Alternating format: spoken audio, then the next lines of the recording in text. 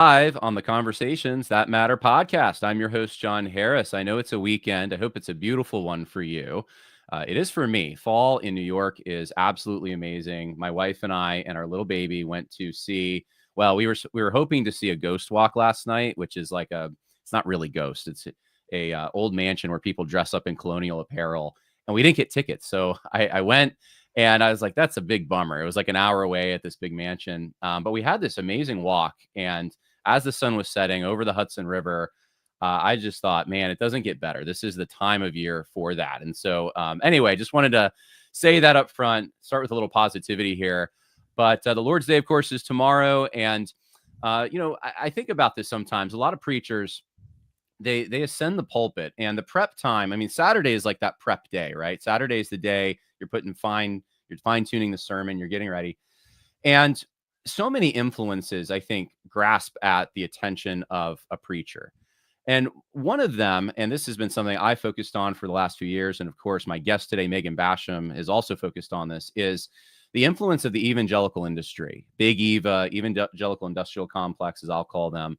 And they have certain messages they want pastors to proclaim. And I think many Christians have been the victims of some very poor messaging. One of those things is the third way messaging, the third way political messaging that I've talked about on this podcast before, that sees Christianity as this transcendent moral framework that is supersedes the left-right dichotomy, that isn't really attached in any way to political conservatism. It judges political conservatism. It judges political liberalism. And you can see why that would be appealing. And on the face of it, it sounds like a good thing. But this has actually, when applied, been, I think, a disastrous thing for the church. And we're going to talk about that today because it's become a new discussion, even though it's been a discussion for years. In the wake of Charlie Kirk's assassination, Charlie Kirk had a way of approaching politics from a Christian moral framework.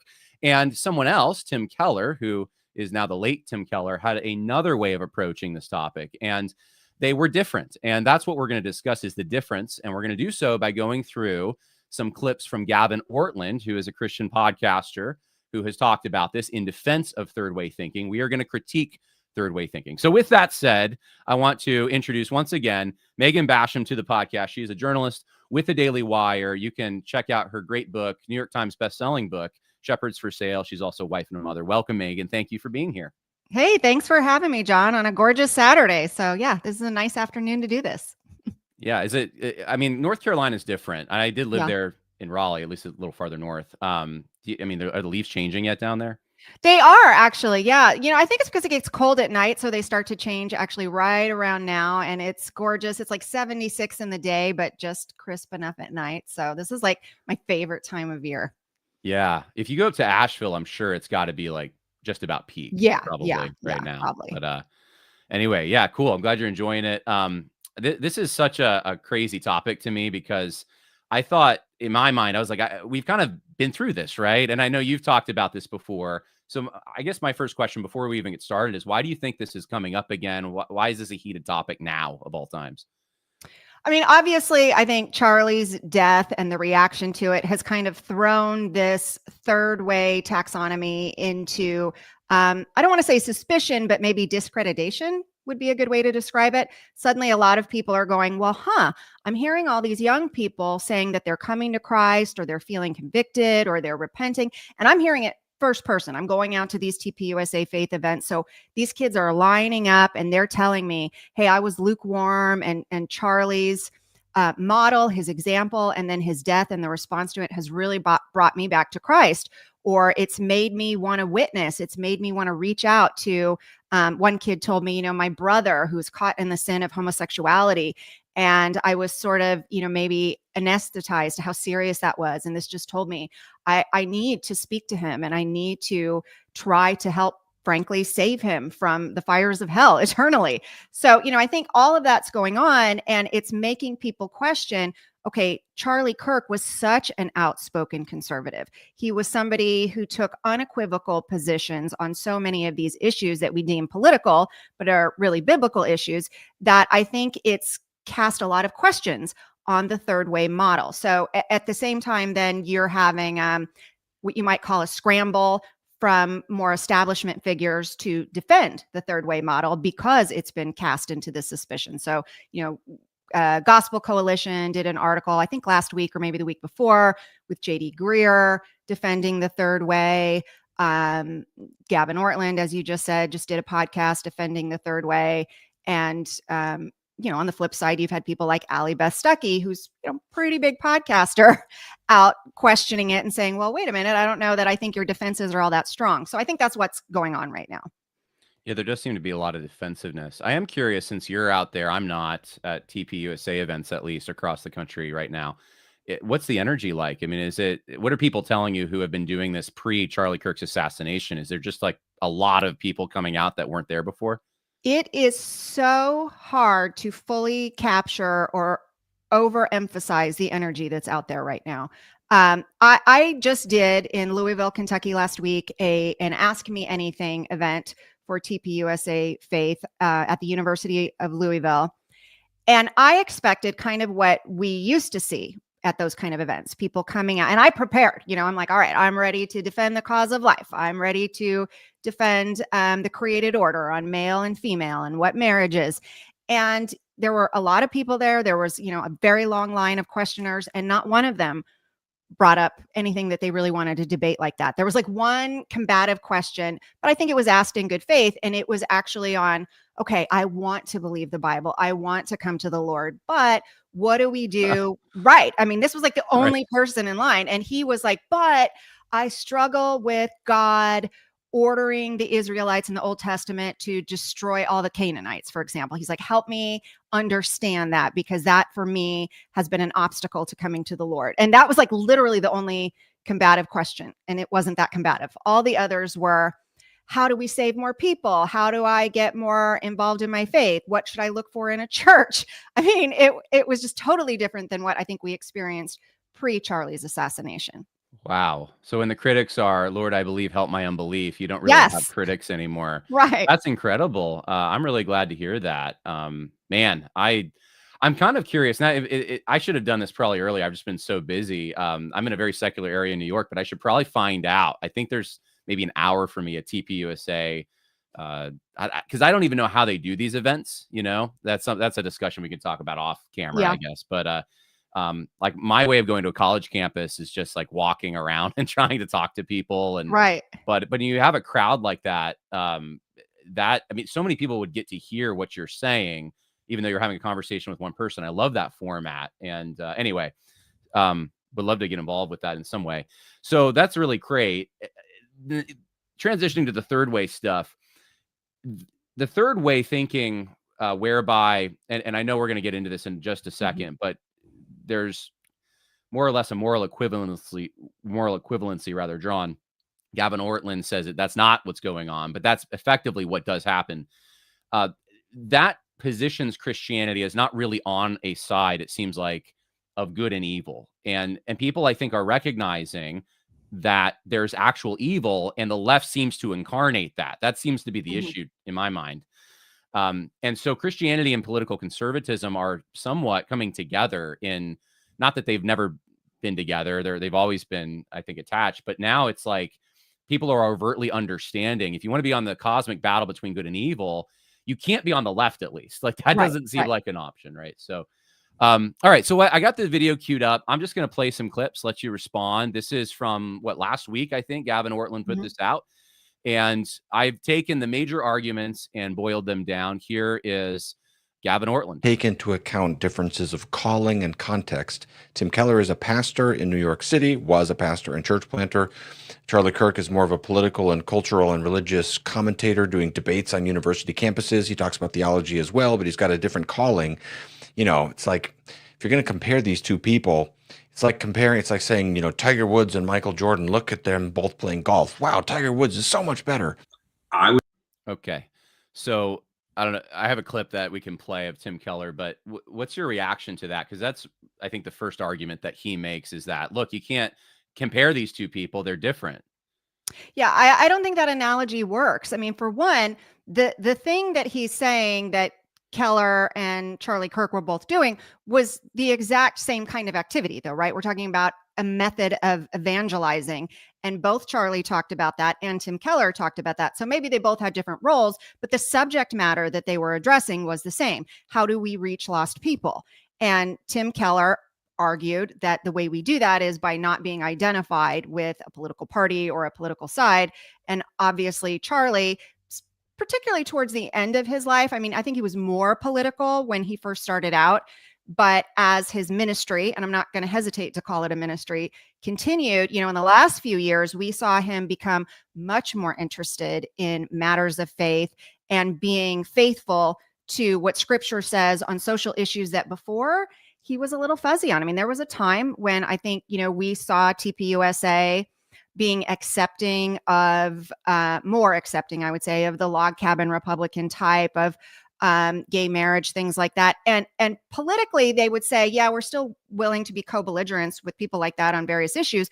But at his faith events, he was suddenly becoming extremely clear about this is what scripture says, and this is why I believe it, and this is why I believe it's good for society. So, I don't actually think they were doing different things. You might almost, and I saw someone, I don't remember where I saw it, say it's more like they were two players on the same team. You would have to compare them to, I'm not a sports ball person.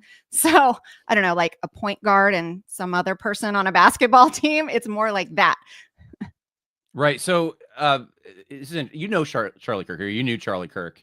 I'm curious a little bit because I did see that transition. Was that Rob McCoy? What happened in circa 2021, 22, where he became much more aggressive about, I saw a clip the other day where he was even saying that because Ed Stetzer was the head of, what college was it? You know Wheaton? What I'm talking about. Billy Graham, Wheaton. Yeah. Oh, I don't know. It wasn't Wheaton. It was out in California. Biola. Yeah. Biola. That was it. Sorry. I don't know why that skipped my mind, but Biola, that it wasn't even a Christian college. And I thought, oh my goodness, like he's getting kind of deep in the weeds, right? Like he knows the players and the names, right? Right. I mean, he's going full quote unquote discernment blogger there. And that's not the Charlie Kirk I remember from 2019 or 2020. So do you know what happened? I'm just curious. Yeah. I mean, I don't, I didn't know him very well. I went on his show a number of times. We communicated a few times. I would see him in events and he was always very encouraging. I could tell you that when my book came out, I didn't have the following that has kind of grown since then. And he immediately had me on the show when it was not that big of a book or a topic. And I think he helped make it a bigger topic. And then immediately started inviting me to TPUSA faith events to speak. So that was kind of when I got to know him. I didn't get to know him until maybe late 2023, 2024, when Shepherds for Sale came out. So he had already kind of made that transition to some degree by then. But I do think, I do know Rob McCoy very well. And I know Frank Turek, who also the Christian apologist who has mentored Charlie. I know Lucas Miles, head of TPUSA Faith, very well. And so, hopefully I'm not speaking out of turn here. And if I am, I apologize, guys. But what it seemed like to me was that the darkness of 2020 between COVID and the BLM riots and the rise of the extreme left taking hold of all of our cultural institutions. We had seen the growth of it for years, but it was like that was the period of time where we saw the full fruition of everything that meant. And I think it seemed like he realized that debating politics is not the thing that is going to hold back this darkness. It's not enough. It's not strong enough. It's going to take a spiritual revival, and it's going to take a standard of authority and truth that is greater than just here's what I believe politically. So I think that's what was going on. So Bethel says the answer is that he married Erica, who's much. That's probably a good. So, Bethel's a smart cookie. That's probably yeah. I will, and Diane backs that up. So I will just go with that. So we just talked about this statement. We've gotten a little away from Gavin. That's my problem. But he said that you can't compare these guys, Tim Keller and Charlie Kirk. You gave a great answer. They're dealing with the same content. I just want to play this Keller clip. This is from 2021. Tim Keller, who is talking about political activists who are Christian on the right. And so he's not preaching. He's not talking about ecclesiology. This is actually politics. And here's what Tim Keller, how he assesses them. I would say for the last 20 years, the Christian right, though I usually would agree with their positions. I'm pro-life. in other words, I still don't think that same-sex marriage is a good idea for the country or people. So I would technically be agreeing with them, but you know how they raise their money for 20 years? They sent out letters talking about how you've got to send us money because the gay people are going to try to come and take your children away, and because they're evil, and because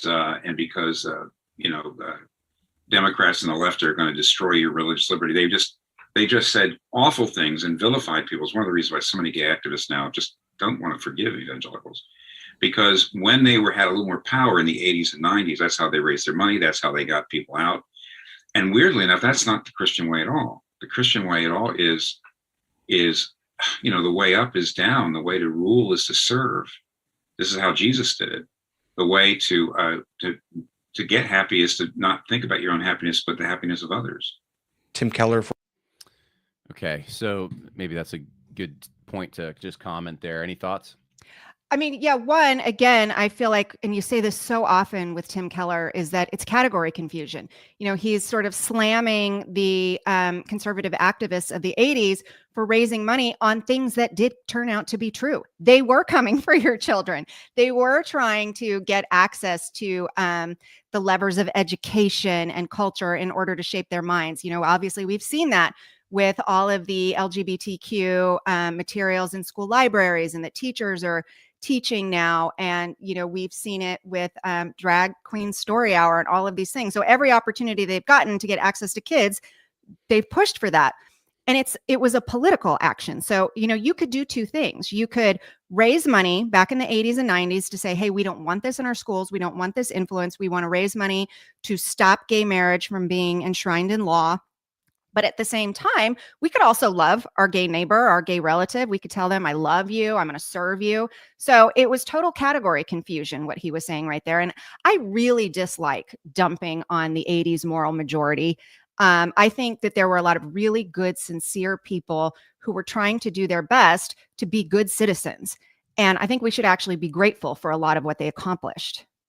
And not to quibble with this, but he did say past 2 decades in 2021. So he was actually talking about not just the 80s, but the 90s and the 2000s.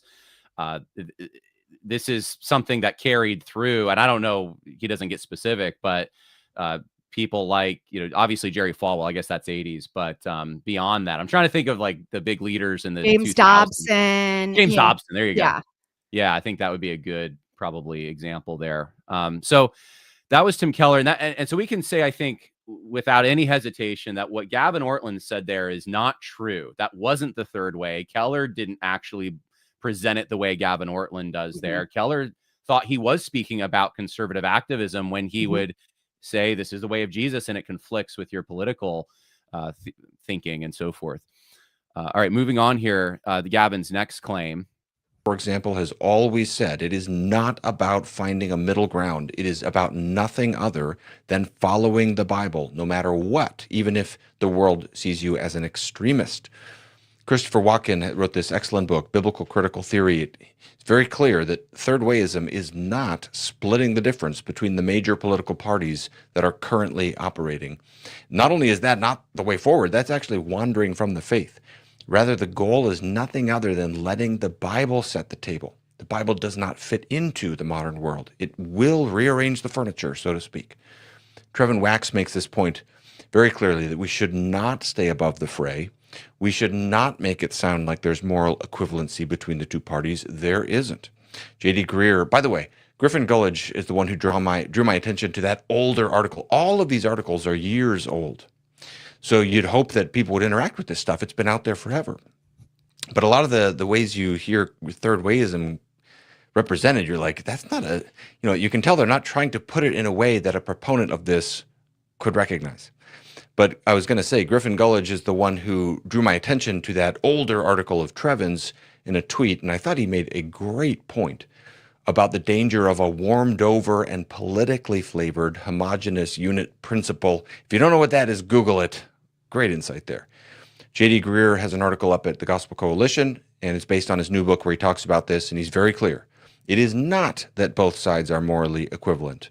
And he talks about the particular evils enshrined in the Democratic Party. There's a kind Okay. I do have one question, and I want to let you Okay. go, Megan. Do you know how old these old ancient articles were? The oldest one? I don't know if you looked that up. I'm curious. I did not do my homework on that. That's okay. I did. So here's if I could pull it up. So here's the old article from 2022 Okay. All right. from Trevin Wax. Ancient. So Yeah. ancient articles. So I'm pulling up stuff, and maybe we'll talk about it in a minute, from like 2011, 2019, 2020, 21. And he's appealing to, this is the old way to view it, and he's going back to 2022, which I just thought was kind of weird. But what do you think about the clip you just heard?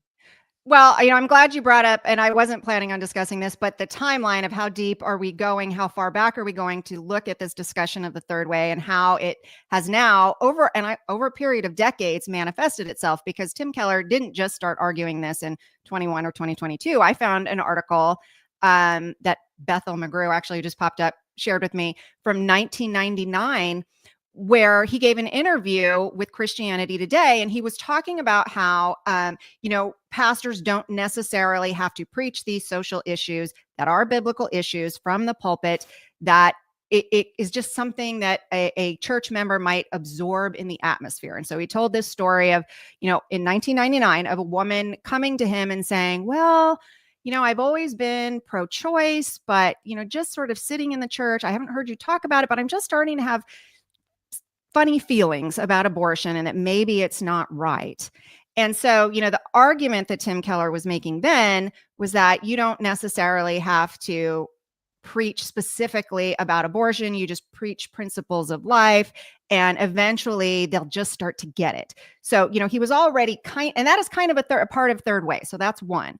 Was that Kirsten Powers, I think, that said yes. that? I'm so glad you brought that up, because then she was in his church for a number of years, and in her memoriam of him, and the piece that she wrote remembering him, that was very, she said, my complicated feelings on Tim Keller. Clear she was conflicted. She basically said, I sat in that church for a number of years before I realized I was being asked to sign on to things that I didn't necessarily know that I agreed with, like the sanctity of human life, or that marriage is only between one man and one woman. And she said, I didn't ever hear that from the pulpit. I just started to get the sense in the small groups and the people I was with that, oh, they might believe this stuff. So she did not hear it from the pulpit. So that's, two examples of that. And, on this definition of third way, they can say that's what it is. They can say it's not cutting in the middle. It's saying that we are something outside of politics that is above, that is aligning with the Bible. So it's neither right nor left. But that's how it played out in real life. And we all have seen that. We have seen a lack of clarity on some of these very biblically clear issues. So, that's one thing. And then the other thing, it's hard for me to hear people like J.D. Greer talk about not over politicizing the church, when I sit back and remember where these guys were just a couple of years ago when it came to issues like Black Lives Matter, or alleged racial injustice, or how we should handle things like shutting down our churches in the middle of a pandemic. So these were the moments where I went, where was the third way there? Because those are truly biblically debatable issues. How much racial injustice is happening. We can discuss that, or what our immigration policy should be. And at that point, they were not third way. So I think we've had enough time for people to sort of go, you may tell us that's what it is, but it's not how it plays out. And we can all see that. Yeah. So often the rights issues were not given the same kind of treatment the left's issues are, where the left's issues, like on racial quote unquote justice or loving your neighbor in the COVID era, is a gospel issue or a love of your neighbor issue. It's not a political issue anymore. It's kind of taken out of that. And this is something that we've been dealing with for a long time. I wanted to point out, though, a few just sources that I thought were interesting. So Tim Keller, and you probably read this, Megan, his book, The Reason for God. It was one of his first big books. And in the introduction, he talks about his attraction to the Frankfurt School and that kind of thing. But before that, He says younger Christians are the vanguard of some major new religious, social, and political arrangements that could make the older form of culture wars obsolete.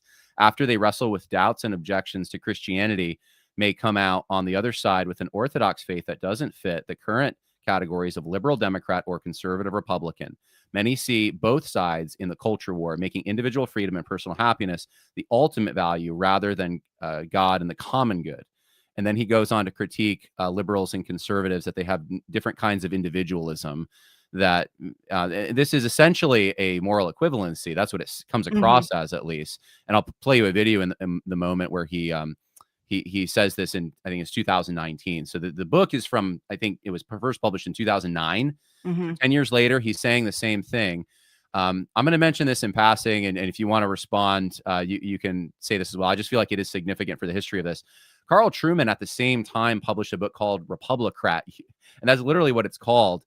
And he says in the intro to that book that the reason he wrote the book is that the evangelical church is in danger of alienating a significant section of people, particularly young people, because they're too tight on their conservative party politics and Christian fidelity. And he even specifically cites abortion as a wedge issue. We shouldn't be using it that way. And he, without going into the whole quote, he basically parrots the same exact thinking that Tim Keller does.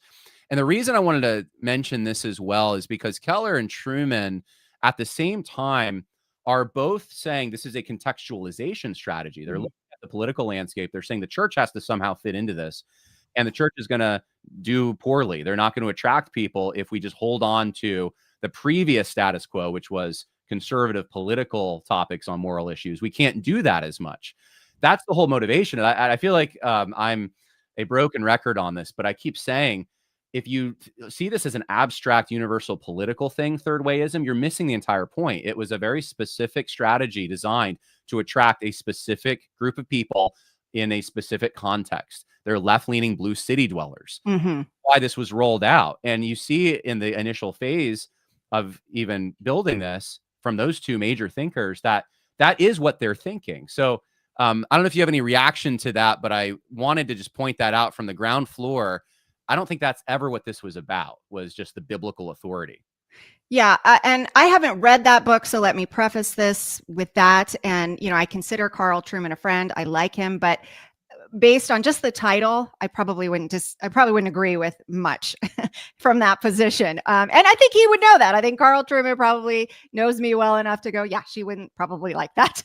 And part of it is because, I don't know, maybe I'm just a simple-minded creature. I don't like all of these strategies that are extra biblical for how do we reach these people. I don't know. I just there's a part of me that's like, just preach the word, lift up Christ, and he will draw who he wants. And maybe we don't have to over intellectualize this in the way that we do.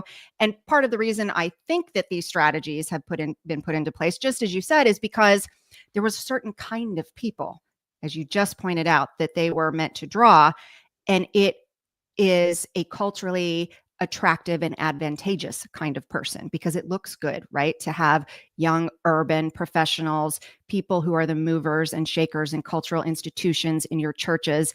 It's a lot harder to have the broken, drug addicted people living in trailers in rural Ohio. That's not going to get you covered in the New York Times typically when you're reaching out to those people and those people are filling your churches, because that's just not who they're interested in. Those are sort of the lost and forgotten people. And so there's a part of me that feels like that is the reason for a strategy like that. And I don't like that. And then, the other thing is that I don't know what's in Trueman's book, but when I would look at Keller, you would then see it manifest itself through these tortured analogies of abortion versus idolatry in law, and going, well, and I the infamous tweet thread that he put out saying, the Bible tells us abortion is wrong, but it doesn't tell us how to fight abortion. Like, maybe new social entitlements would be the way to, lower the abortion rate, not necessarily just adhere to thou shalt not murder. Oh, that's good. You remembered that. I actually forgot about that. And now I'm remembering it. That was crazy. And he said, on the other hand, we don't outlaw idolatry. And the Bible also tells us that we shouldn't worship idols. And I'm going, well, I don't know how you would legislate that. How would you find out if someone's worshiping an idol? And to be fair, there's a part of me that goes, I don't know, publicly, I don't really like giant Hindu statues in the middle of Dallas. So we could talk about that maybe. But, sure, your terms are acceptable. Right. Let's do But both, one right? thing Yeah. is taking another human being's life and one isn't. So when you Right. think about it that way, it sounds a little silly.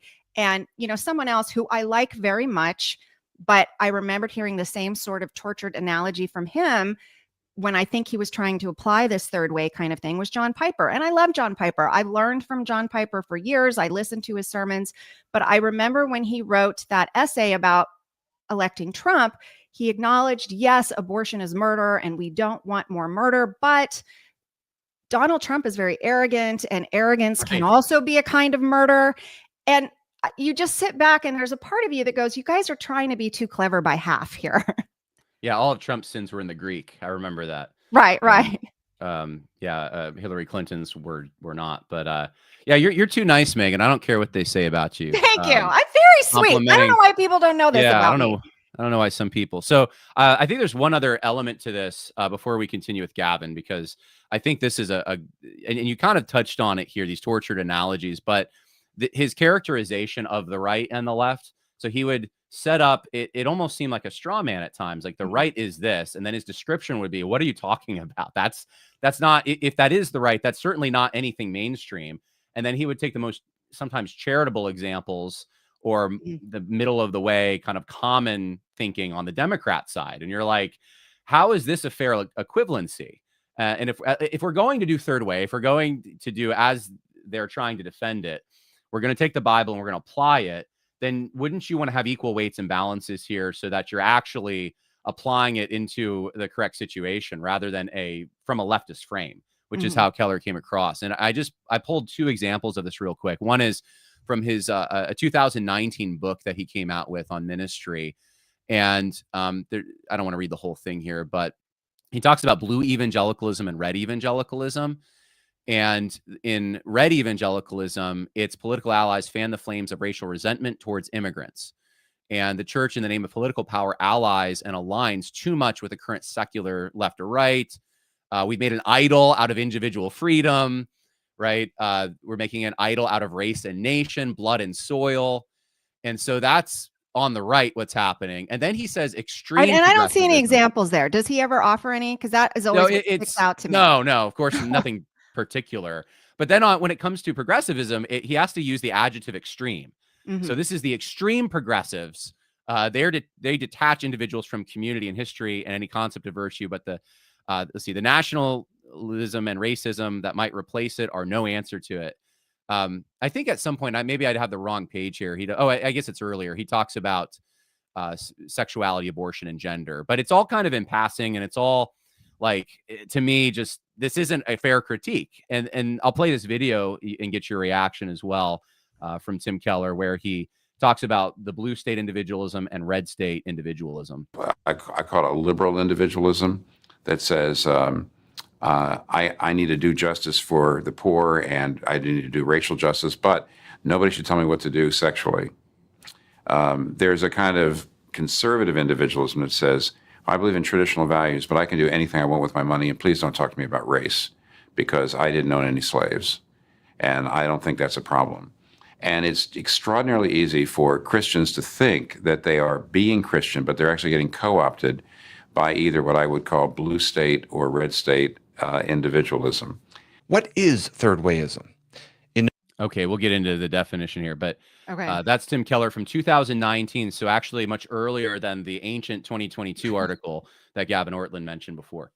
Right. I mean, one of the first things that pops out to me, and, I'll say to the audience who may be watching, I had not seen these Tim Keller, some of these clips. I watched a couple of them quickly as I was prepping to come on, but I had not seen all of them, and I hadn't seen those pages from that book. So I'm reacting in real time. And the first thing that jumps out to me is that he is equating there that on the left, they will say, don't talk to me about my sexuality and what I do sexually.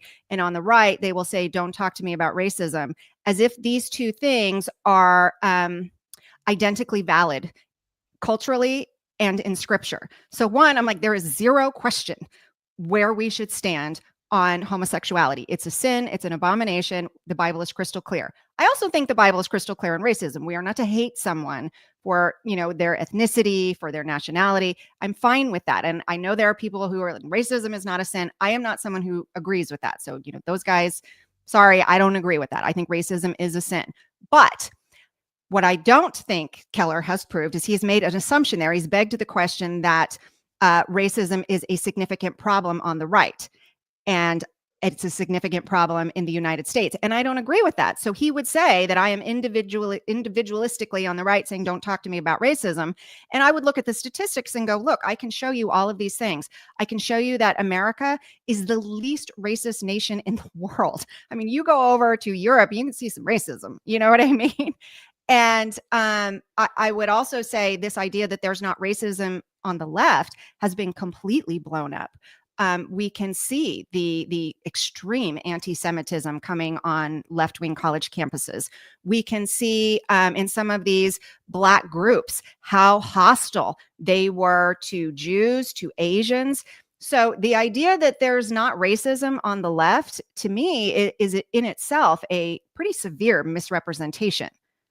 Yeah. And I would say too, this is 2019. So remember the context is right before 2020. Mm-hmm. I am one of those people who have been critical of using the term racism as a sin, just because I don't know how it's defined. And so if you want to define it as hatred towards others, I'm with you on that.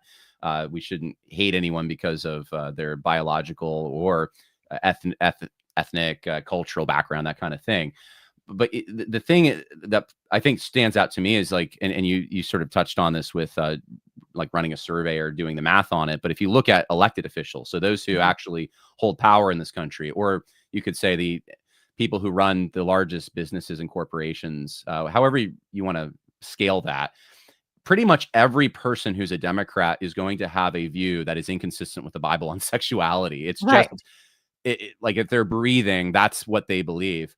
And to find someone who has racially insensitive things they've said that, let's say, demonstrate they have a hatred against someone or a group of people just because of these external things, you have to go on a hunt to find it.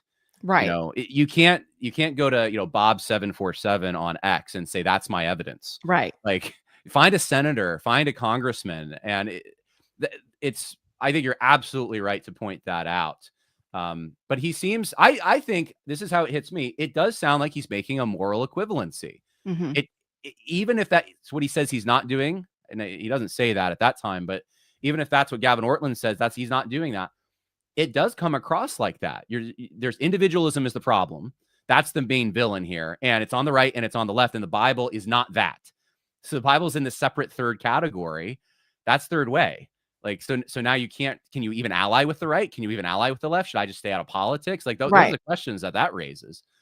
And I had Southeastern, I'm going on my own soapbox, sorry. But when I was at Southeastern, I remember students in seminary who told me in class things like, I can't vote for a Republican or I can't vote for Trump because he's racist. And I would say things like, do you care about aborted babies? We could possibly overturn Roe. Do you care about some of these other moral issues? And they heard it the way I think it was intended to be heard, that Trump is off the table. So is Clinton, or at that point, I guess we were approaching Biden. It was midterms actually, but it was, there was a significant election in Virginia. I think it was Gillespie at the time. And this was a big discussion on campus. And people just kept saying, even if someone as milquetoast as Gillespie, that, well, he's in a racist party. I can't vote for him. And I'm like, what in the world? So anyway, I'm off my soapbox. We'll let Megan but talk. that's true. And that's the point that, you can say that we're not suggesting that the two sides are equal. And we all would concede that, at least I think most of the big names would go, we agree that the right is more aligned biblically on these social issues, but we also have to critique the right for what it gets wrong, as though, something like, a fringy group that holds no power in any cultural institutions. And I don't mind, calling those things out. Look, I mean, I get Nick Fuentes groypers in my mentions attacking me all the time. So I don't have a problem with that. Same. Yeah. So, that's fine. But my point is, I'm not for a minute going to pretend that he has the impact and influence of the person who's sitting in the White House, or the people who are running corporate America, or Fortune 500 companies, or Disney, or, academia, all of these things. And so that's where I think they act a little slippery and act like we're not criticizing the right. I'm like, I criticize the right. I got no problem with that. When the GOP took the abortion plank out of the platform, I immediately wrote an op-ed in an international publication, The Spectator, and said, I think this is awful. No, it was The Telegraph. And said, we shouldn't do this. Please don't do this. So it's not like I am opposed to critiquing the right. So when they say that, one, I feel that that's disingenuous, because we do critique the right. But at the same time, I say, critique the right, but let's not pretend like we can align with the left. We can't. Amen. All right. I got to cue this up. All right, let's keep hearing what Gavin Ortlund has to say. I did not intend to pause it there. I cringe if people review any of my videos. I'm not the most photogenic, so let me reverse here. Here we go. All right, Gavin Ortlund. What is third wayism? In a nutshell, it is very simple. The thinking is this: contemporary conservative politics, especially in the United States, has important differences from historic Christianity. And even if those differences are not as dire as the political left, they are still important enough that they are worth pointing out. Okay, so any reaction to that? I know that's a sort of a short. He gives an example. Do you want me to keep playing? Because he gives an example. Yeah, go ahead and play. Let's see the example. Okay. I'm allowed to talk about these problems on the right, these sins of speech, for example, this lack of charity and disagreement, and not shrug that off. If I were to shrug off sins of speech as though they're not a big deal, I would be going against about 1/3 of the New Testament. Another issue is the constant separating and fighting and being suspicious of other people over secondary and tertiary doctrines. C.S. Lewis believed in. Okay, so we'll get into C.S. Lewis in a minute here, but he says two things there, that on the right, there's some profanity or vulgarity, speech that's not appropriate, and there's an attitude of separation and harshness. And he's seeing this online, and so he wants to have the freedom to critique those things. Mm-hmm. And I was listening. I was like, well, I critique those things, but Right. I don't know if in the same way or not. What do you think he's trying to do? Because he said before, we're not doing a moral equivalency, but now I don't know why he's bringing that up. It seems minor to me in the grand scheme, but Yeah, he just made like online speech and being mean online a right-wing issue, and that just seems silly to me. I mean, I'm like, look, please go look at my mentions. Please go. I don't do this, and I'm going to be honest. I find appealing to the nasty grams you get in your DMs or whatnot a manipulative tactic, and I don't think it's legitimate, because every single one of us get nasty grams in our DMs if you have any kind of public platform. And I virtually never whine about it online, because I find it just the cost of being in this field. That's what you're going to get. There are going to be trolls. There are going to be nasty people, anonymous people that you don't know. And it's on both the left and the right. And I don't even like categorizing it as a left or right issue. So that's why I find it very disingenuous to say we have to speak to the right about this. Because I'm like, do you want to see the death threats and the appalling comments I get sometimes in my DMs? I can show them to you, but I don't ascribe them to your side, because I'm like, that's just wacky people online, cost of doing business. yeah, so maybe I differ, maybe I don't with you. I Mhm. actually do think that this is more something the left's introduced, so that I think the right is catching up maybe in some ways. And it's not the right, it's some people who are actually, so this is just my opinion here, but they are forsaking their conservative inheritance and tradition, because the standards that we've been given largely flow from a more Christian society on these kinds of things. And so I want to uphold those things. So if I'm going to uphold those things and there's people on the right who are violating them, who's actually on the right? It's me. I'm the one that's saying, no, the standard that our forefathers set up was a good standard. We shouldn't just pull it down. I'm on the right. I'm the conservative in that scheme.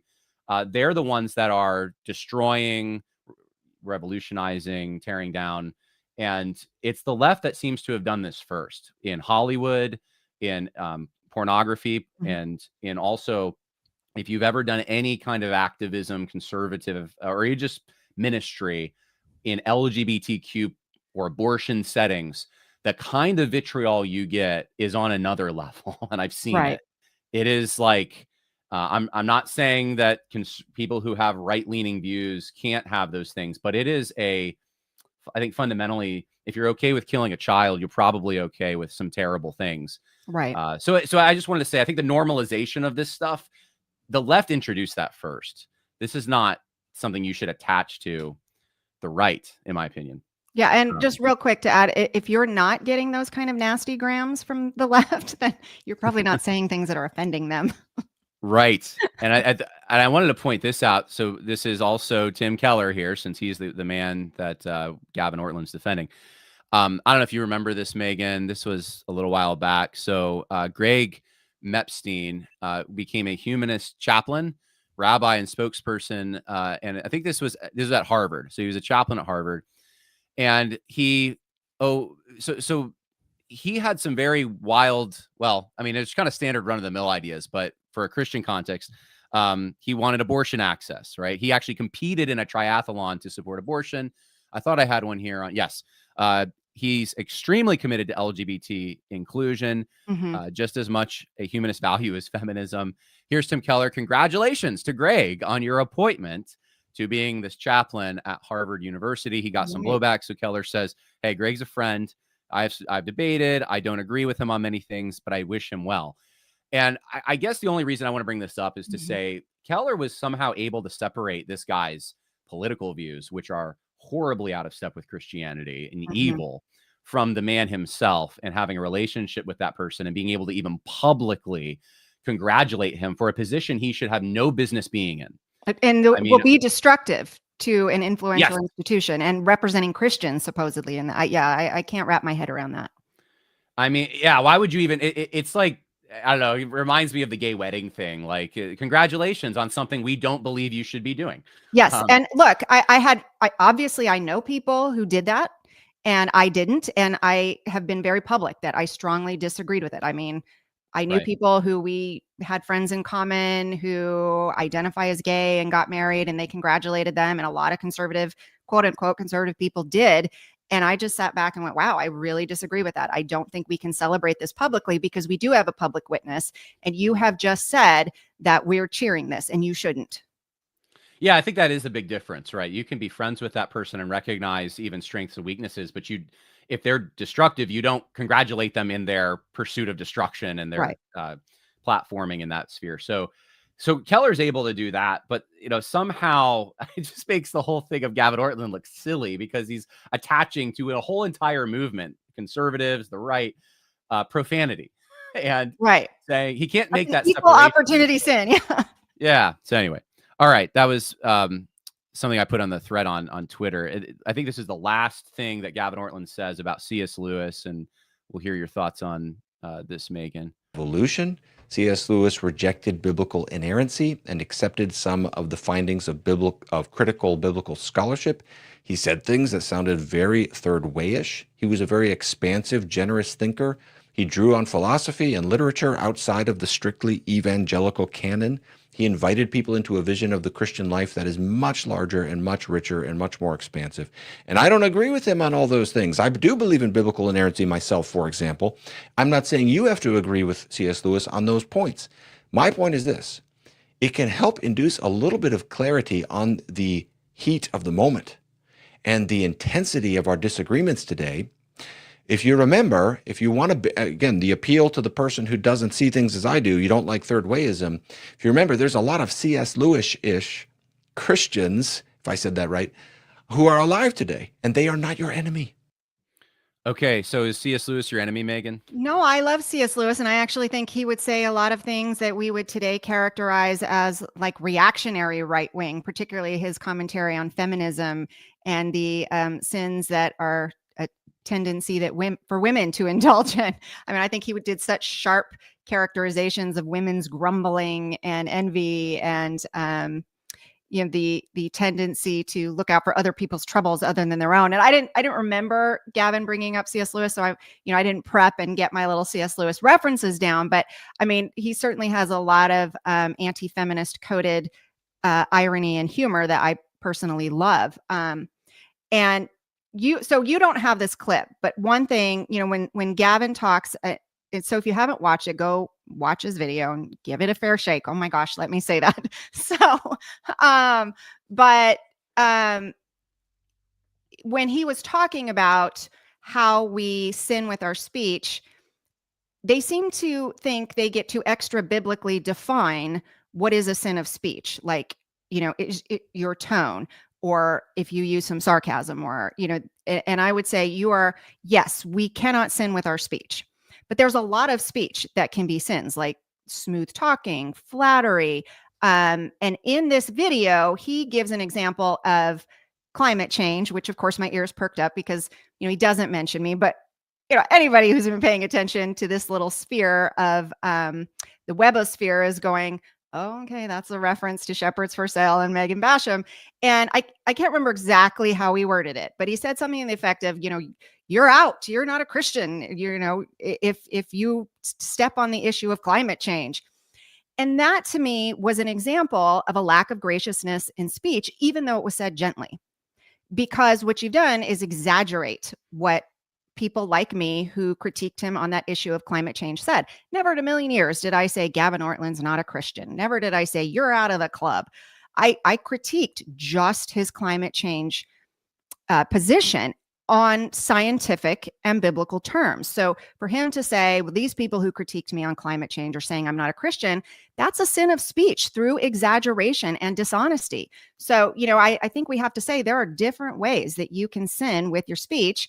And that would be one of them. And that's one that doesn't seem to bother them because I see it a lot. I see J.D. Greear do that sort of thing too.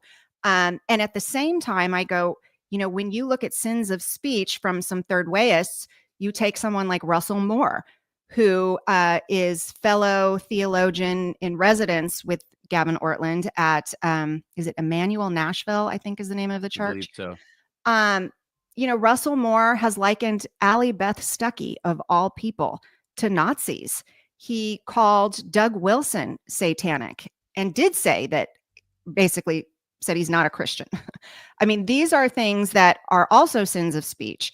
J.D. Greear firing Synagogue of Satan at his critics over the social justice and anti-racism issues. I go, those are also sins of speech. So I don't actually think you can just ascribe it to the critiques you're getting from the left. And, these were over, again, biblically debatable issues like what should our immigration policy be? How should we handle COVID? So, that's just something that I have been dying to bring up for a while, is you guys don't get to set the terms on what is gracious speech. And, just to spill a little tea, Gavin and I did discuss publicly debating what I wrote in my book about climate change and his position on climate change. And Frank Turek offered to host both of us. And we talked on the phone. And he wasn't willing to do it unless I pre-conceded that I agreed with him, because it wouldn't be gracious unless I already said, I agree with what you're saying and I'm going to apologize. And that will demonstrate my graciousness. And so I just feel that sometimes it is a manipulative tactic. It's a tactic of control, and you don't get to determine what graciousness of speech is and what is good faith speech. Yeah, that's kind of the way that evangelical elites, and maybe this is elites in other arenas as well, but I think people don't expect it coming from Christians. That's the thing that surprises people. But that's been my experience since the beginning in these circles. And often for me, it's not, they won't say my name, but they'll give a description. And when they start describing everything, it narrows it down. I'm like, there's really only one or two people that this could fit, and I'm one of them. Right. And, it's frustrating because I know there are times to put general warnings out there, because Paul did that, Jesus did that. But when you get that specific, when you're starting to say things like, I just saw a clip the other day from Danny Aiken, right? And we could bring this up briefly if you want. I know you wanted to talk about this as well. but this was going back to, I think, 2021 or so. He's in chapel and he says to the student body that there's a particular website that has smeared Southeastern as pursuing DEI related policies, and that he had a conversation with this person, and that this person denied it, or that he denied it, and this person wouldn't accept his denial. And so this wasn't a gracious brother. And so, I mean, you're getting like, you might as well just say who it is. And I'm like, there's only two people. It's either JD Hall or it's me. That's like really the only options that are involved there. Maybe Reformation Charlotte, but it's 2021. And I think it's a maneuver to try to offset any kind of criticism, to make it general enough that, like, if you hear anything negative about us, it's probably just not true. Don't believe any of it. And then, of course, and I can understand this to some extent, not wanting to build a platform of the person who's critiquing you. But Danny Akin recently also did this about you, and he was more overt. He actually, did he say your name? No, what's that girl's name? You know, something. Right. Sale. I don't remember the name of the book. I don't know the girl's name, which is a little amusing to me because I'm like, you remember exactly what I wrote, but you don't remember my name or the name of the book. It's not an important matter. This is someone who's just sort of nipping at my heels. Okay, actually, I want to point that, because that is a good, when you do this sort of thing going, well, I'm just going to allude to this person. It's a dismissive thing, right? It's a way of discrediting and showing disrespect to them, because you're like, they are so beneath me that I can't even openly address what they said. And so instead, what I'm going to do is go, I don't know, this person who is not even worth really knowing their name. It's a little bit of a burn, right? And I think it's intentional. Yeah. And there's people maybe to do that. Like if you have anons online making ridiculous arguments or death threats or things, like you could saw this, the people online, right? There are groups of people to say, I don't need to remember every detail about them. But when you have a New York Times bestseller that's exposed your school, and you really want an opportunity publicly to repudiate it, to act like you don't know when you totally do, it's I agree with you there. Okay, so I wanted to sort of sneak that in. I think that's the last. We finished the Gavin video, so we could basically right now, you can have the floor, say whatever you want, or we can go to comments and I can let you respond to some of the things that people have written. Yeah, I mean, I think I pretty much covered everything that, hit my mind as I was watching these videos. Maybe one more thing that I did want to say on this third way is that what I tend to see, as they talk about, we need to show compassion for the person caught in LGBTQ sin. Sure, yes, while being truthful. And I also think that compassion is caring about the eternal destination of their souls. That's a big part of compassion. And so that's where that truth comes in. Your compassion is manifesting itself by saying, I need you to know what you're in danger of and what you're missing in Christ if you continue to indulge in this sin and not repent. So, that's one. And then the other one, I think, for me, is that there's almost a method of third way that minimizes the severity of what we're talking about here. When you're talking about the slaughter of 1 million babies, I mean, those are blood-drenched streets, right? We should talk about that. And when we talk about it, it is an insult to compare it to someone being mean online. Truly. I mean, there is one side where I go, that is bad. We shouldn't speak to each other in sinful ways. I don't necessarily think harshness at times or sarcasm is always sinful. But at the same time, there is a rend our garments, dust and ashes level of sin when we talk about abortion and sexual abomination and perversion and these things. And to try to say that, well, we have to address them both is in a way to miss that we really should be rending our garments nationally over the sins that we have committed. Yeah, that's well said. Moral insanity to, what did Jesus say about the Pharisees? They would strain at gnats and swallow camels. Right. It's the same kind of thing. Just no sense of proportion. Okay, so some comments here. If you have comments and you're listening, now is the time, because we're going to end the podcast here in a few minutes. And some of these I've saved from the beginning. So this is someone asked, D2 asks, if Charlie ever repented for platforming homosexuals. Not to my knowledge publicly, but maybe Yeah. he did. What do you think, Megan?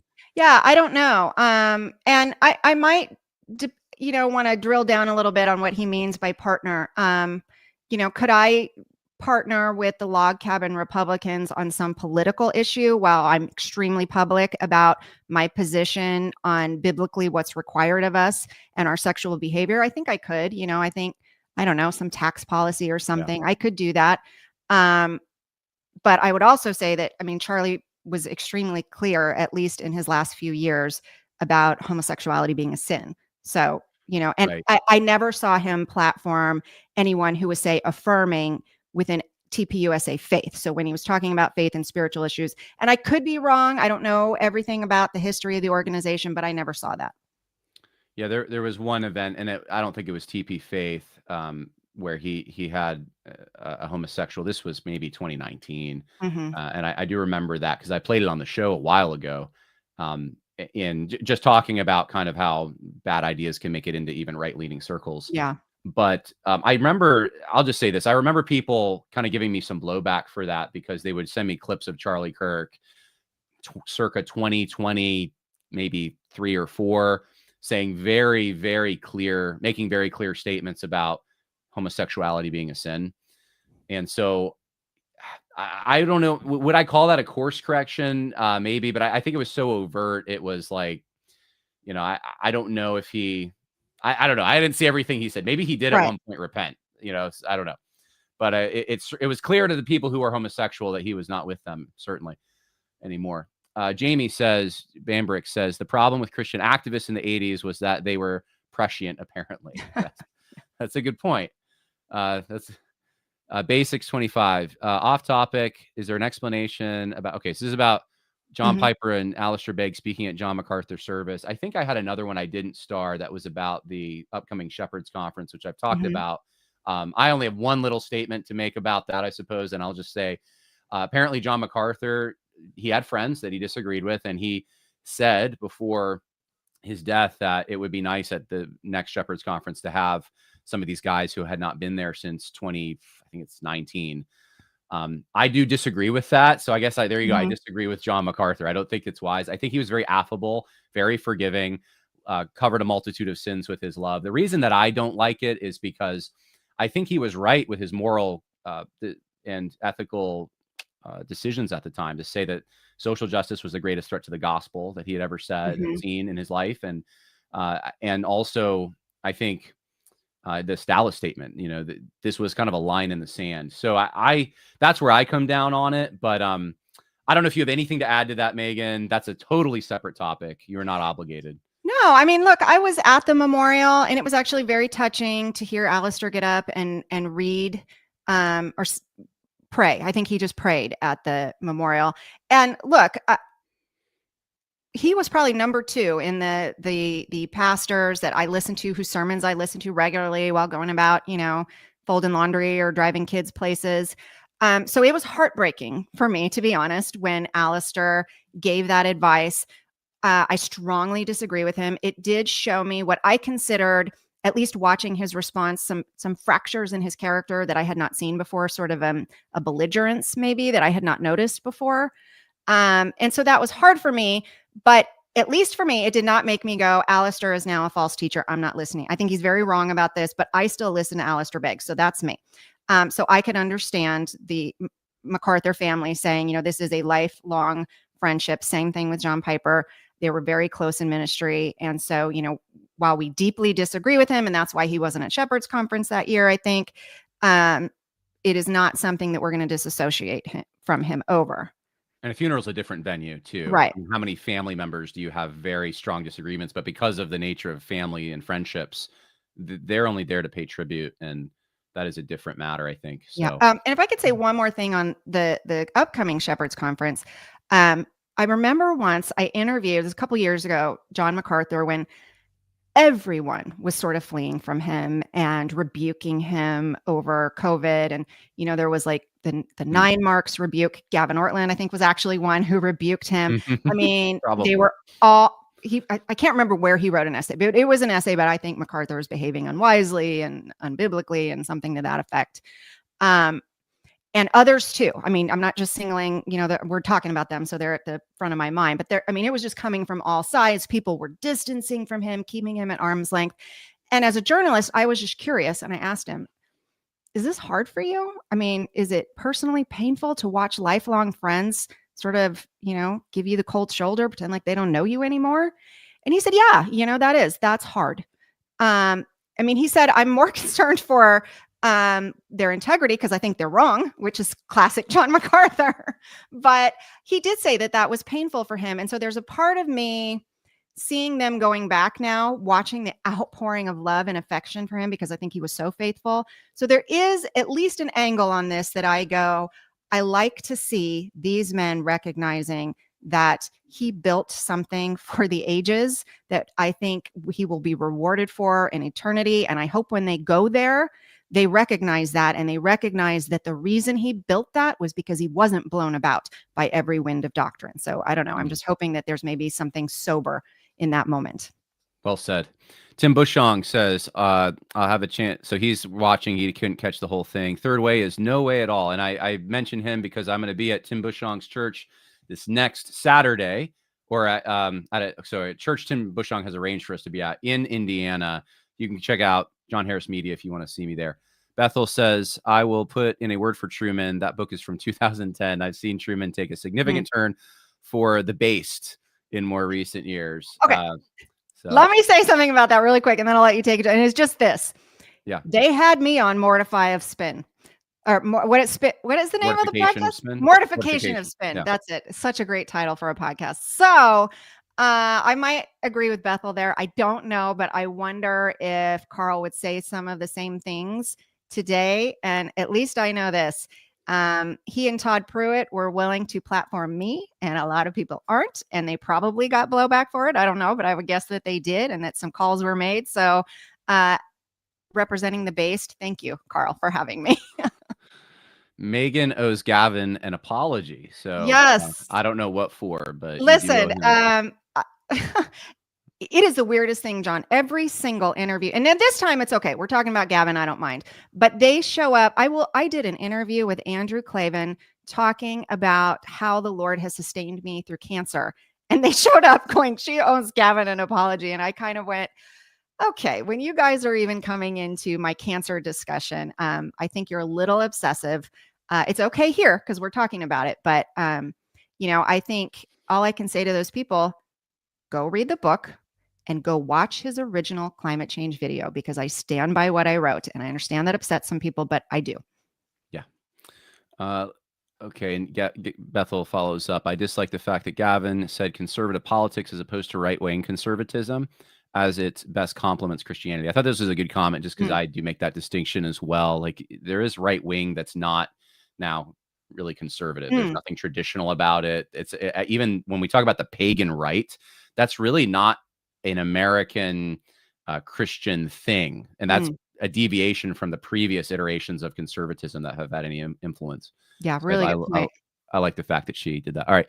And thank you, John, for your work and for the time taking with Megan on a Saturday morning. And of course, there's a lot more pouring in here. Sorry, guys, I can't get to all your comments. And I should have asked at the beginning, so I'm going to end the podcast this way. Megan, how are you doing with cancer and all? I know that was a huge thing. I was amazed that you kept working, and your energy level is just off the charts in my mind. But yeah, everything's clear. Yeah. So actually, big praise. I think I talked a little bit about online when I was through all my treatment. We did chemo radiation, which is like chemo pills and radiation. I did 28 rounds of that. And then you do infusion chemo, where they hook you up to a bag and a port and you take it home. And I did 6 rounds of that, and then surgery, a couple surgeries, 3 surgeries. Oh, wow. And when it was all done, I was declared no evidence of disease, which was a huge praise. But I still had a couple of I still had a lymph node that, of the tumor that they cut out, or the area that they cut out. There was still some cancer in one lymph node. I still had nerve invasion and vascular invasion of the cancer, which can make it more likely for recurrence. So just have been praying big time. And feeling a lot of anxiety over that. But my first 2 blood tests post that, one that's a very sensitive blood test that tests the tumor of the DNA against your blood to see if there's any microscopic fragments of that the tumor's DNA still in your blood, totally negative. And for those who have been through cancer and know this reference, my CEA level is normal and low, also not showing evidence of tumor circulating in the blood. So those are really good things. So I'm praising God hugely. I mean, I've been actually telling my daughters, I'm like, I need to make sure I mark with them these answers to prayer so that they don't miss it, that it's just like, oh, things went well. Yay. I'm like, no. We need to recognize God's hand of just grace and mercy on this family. So still praying that. And yeah, please continue to pray it doesn't come back. We have been, and I'm so thankful to hear that. So we appreciate your work. Everyone who's a fan of this podcast does. I know some of the things that I've tried to call attention to before, you have made it so they can't ignore that. Even Danny Aiken having to say that on a podcast. I mean, you've really exposed what's been going on. I'm very thankful for it. I think in the grand scheme in eternity, there's going to be a lot of wonderful things that we hear about the fruit of some of this exposure, even though I know it's hard work to do. But thank you very much, and appreciate you coming on the podcast today. And thank you for having me. And I can't let this opportunity to go by to say the same to you, John, just an unsung hero out there who has been laboring in these fields for years and years and years before I came along and doing such faithful work. So that, I mean, there were so many calls to you. Do you know anything about this? Have do you have references I should look at? And you just, were such a resource and a gracious, generous resource, not going, well, I want to get credit, so don't cover this. You were just, let me lay it all out to you so you can amplify it further. And thank you for that. Very kind of you to say, Megan. God bless.